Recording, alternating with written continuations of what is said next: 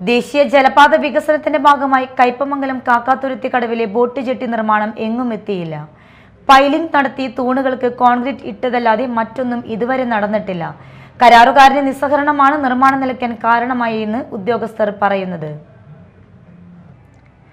1.5 വർഷം മുമ്പാണ് ബോട്ട് ജെട്ടിയുടെ നിർമ്മാണം ആരംഭിച്ചത്. പെരിഞ്ഞനം, കയ്പമംഗലം പഞ്ചായത്തുകളിലെ അതിർത്തിയിൽ കാക്കാത്തുരുത്തി പാലത്തിന് സമീപമാണ് ബോട്ട് ജെട്ടി നിർമ്മാണം തുടങ്ങിയത്. 15 മീറ്റർ നീളവും 5 മീറ്റർ വീതിയുമുള്ള ബോട്ട് ജെട്ടിയാണ് വിഭാവനം ചെയ്തിരുന്നത്.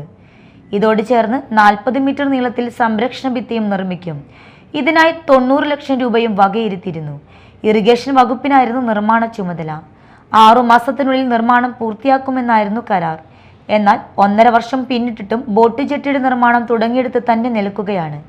നിർമ്മാണത്തിന് ഉപയോഗിച്ച ഇരുമ്പ് സാമഗ്രികളും ബോട്ട് ജെട്ടിയുടെ അടിത്തറയിൽ ഉപയോഗിക്കുന്ന കമ്പികളും വെള്ളത്തിൽ കിടന്നും തുരുമ്പെടുത്തും നശിച്ചുകൊണ്ടിരിക്കുകയാണ്.